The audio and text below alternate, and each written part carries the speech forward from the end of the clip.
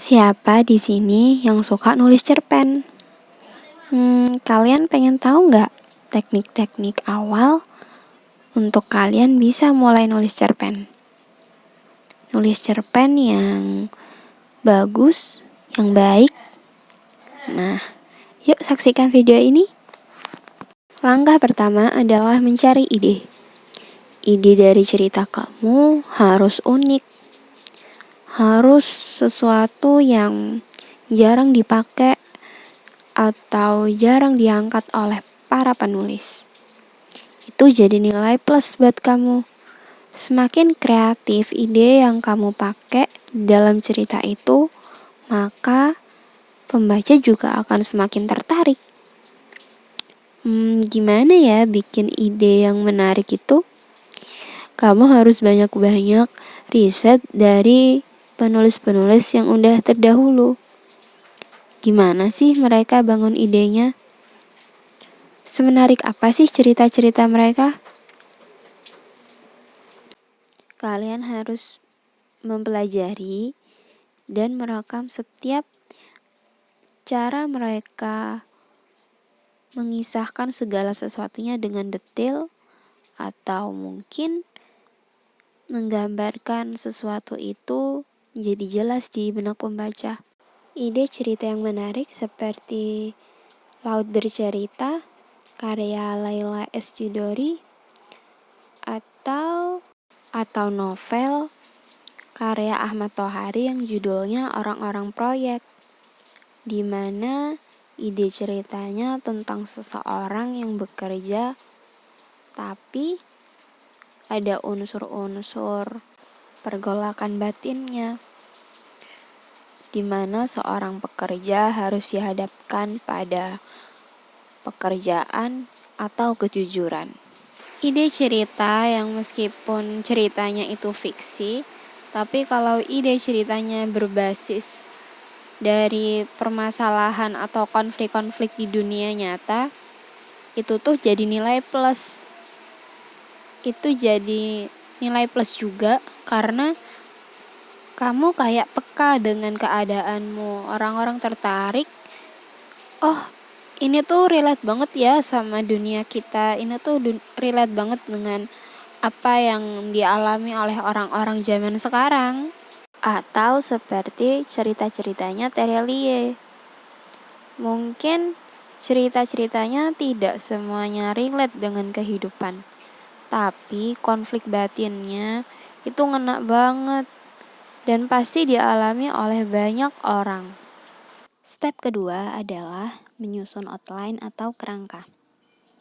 Nah, penting diketahui oleh para penulis, entah yang penulis cerpen ataupun yang ingin menjadi seorang penulis novel, outline atau kerangka adalah suatu hal yang penting. Kenapa? Karena outline itu menjaga agar tulisan tidak keluar dari konsep atau tema yang sudah kalian susun sebelumnya. Misalnya nih, kalian mau nulis tentang Palestina, tapi akhirnya kalian jadi condong ke Ukraina. Entah apa yang kalian tulis sampai tema dan isinya jadi berbeda. Nah, outline yang kita buat menjaga agar ide kita di dalam outline itu tidak kemana-mana. Agar kita tidak lupa apa tujuan awal kita dan apa ide cerita saat kita akan menyusun cerita ini tadi. Terlalu asyik menulis membuat kita terkadang menjadi kabur. Kita jadi gak tahu alur ini tujuannya kemana. Rasanya seperti dua cerita yang berbeda, lalu digabungkan jadi satu. Nah, ini nih bikin ceritanya jadi ambigu dan pembaca bingung. Makanya dari itu, kita sebagai penulis melakukan tindak pencegahan dengan membuat outline. Hal-hal yang perlu kita susun di dalam outline adalah ide cerita, premis, alur, tokoh atau karakter-karakternya. Lalu jangan lupa memasukkan konflik juga ke dalam outline. Ini penting. Mungkin aja nanti kalian lupa. Beberapa orang sering gagal di penulisan cerpen ini karena mereka tidak menulis outline. Outline yang baik juga salah satu keberhasilan dari menulis cerpen. Nah, maka dari itu, kalian-kalian yang hendak mau menulis cerpen dan hendak belajar, sangat disarankan, bahkan bagi beberapa orang mewajibkan untuk menulis outline. Jangan lupa ya. Step yang ketiga adalah mulai menulis. Nah, di sini kalian diajak untuk tidak boleh ragu dalam menulis. Jangan pernah berpikir nanti plotnya atau alurnya jadi gak sempurna, karakternya kurang ini, kurang itu. Jika kalian terus-menerus memikirkan hasil, maka kalian gak akan pernah bisa menyelesaikan satu cerpen pun. Kalian gak akan menghasilkan apa-apa kalau kalian terus-menerus memikirkan kesalahan-kesalahan yang belum tentu terjadi. Aku juga pernah ada di kondisi ini di mana aku ingin nulis suatu novel, tapi aku takut bahwa alur dan tokohnya akan terlihat aneh nanti. Maka dari itu, buku yang aku rencanakan tidak pernah selesai dan tidak pernah terbit. Maka dari itu, jangan cepat-cepat menghakimi tulisan sebelum tulisan itu selesai ditulis. Jadi, jangan terlalu lama mulai dan segeralah menulis. Nah, di step keempat ini, kalian boleh tuh menghakimi karya kalian. Misalnya, oh ini alurnya kurang ini. Oh, karakternya kurang detail. Penggambarannya masih kurang ini dan itu gitu. Gak apa-apa. Disinilah di tahap ini kalian boleh melakukan itu. Ini namanya tahap review atau mengulang kembali, membaca kembali dari awal cerita sampai akhir. Ketika cerita itu sudah selesai ditulis, review baru bisa dilakukan. Kalau kalian belum menulis cerita apa-apa, maka kalian juga belum tahu apa yang harus kalian review, apa yang harus kalian koreksi, dan sebagainya. Di proses review ini, kalian benar-benar harus mencermati dengan perasaan, benar-benar harus secara detail. Proses ini juga bisa dinamakan dengan penyuntingan secara pribadi. Jika dalam proses penulisan buku, tahap ini juga bisa dinamakan personal editing. Kalau kalian bisa mengamati sesuatu dengan detail dan seksama, kemungkinan kalian bisa menemukan sesuatu yang janggal ataupun kurang di dalam cerpen itu. Mungkin ada sesuatu yang belum kalian masukkan atau kurang kalian ceritakan. Hal ini bisa kalian lakukan sambil melihat outline yang sudah kalian buat sebelumnya. Kalian cocokkan apakah sesuai dengan tema yang ada di outline, apakah sesuai alurnya dengan yang kalian rencanakan. Outline bisa menjadi rujukan kalian untuk membuat cerita ini menjadi lebih tertata. Usahakan semaksimal mungkin agar tidak ada alur atau kalimat yang membuat pembaca bingung dan bertanya-tanya akan maksudnya. Pemahaman yang salah dari pembaca mengakibatkan ending dan cerita menjadi tidak jelas. Pembaca akan bertanya-tanya sebenarnya cerita ini bagaimana? Atau sebenarnya duduk permasalahannya itu apa? Hal itu membuat stigma kita personal branding kita di mata pembaca menjadi buruk.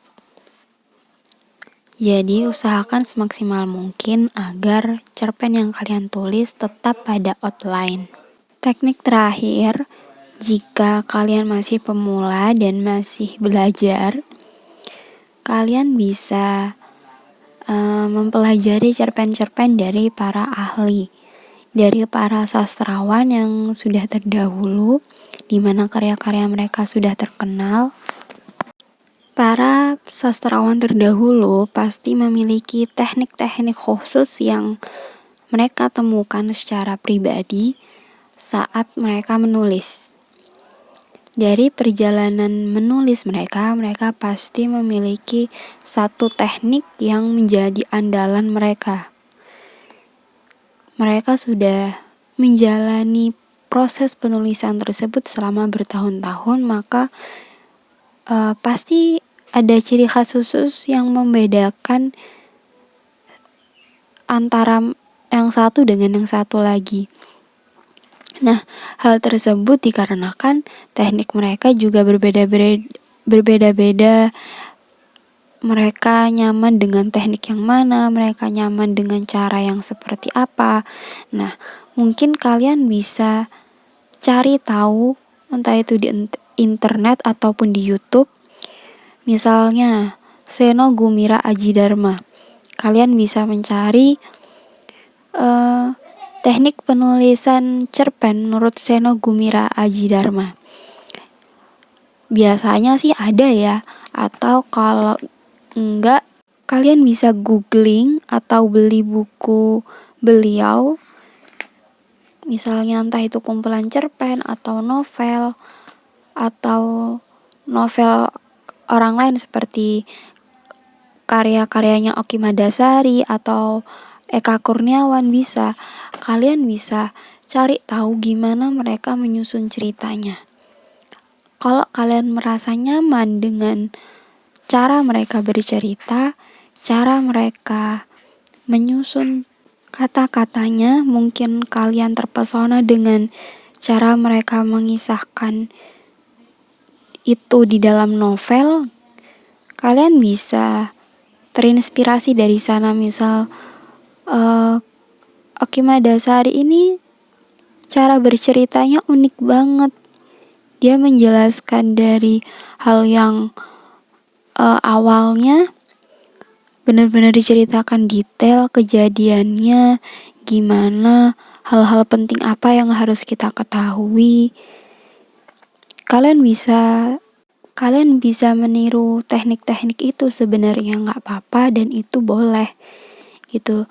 Nanti kalau kalian sudah terbiasa gitu, dalam beberapa tahun kalian sudah biasa menulis, itu kalian akan menemukan teknik kalian sendiri, gimana enaknya, gimana nyamannya. Itu butuh sebuah kebiasaan sih. Jadi yang perlu dibanyakin adalah membaca. Jadi dari membaca itu kita bisa tahu lebih banyak penulis bergaya seperti apa sih mereka bercerita. Gaya-gaya berbahasa yang gimana yang enak untuk kalian baca, untuk kalian nikmati, untuk kalian kayak gini. Kalian baca karyanya Sapardi. Wah, bagus ya, kayak ngena banget, deep banget gitu. Bisa banget kalian contoh itu. Aku pengen bikin karya kayak punya Eyang Sapardi. Dia bisa membuat suatu makna jadi dalam hingga pembacanya benar-benar terkesima dengan itu.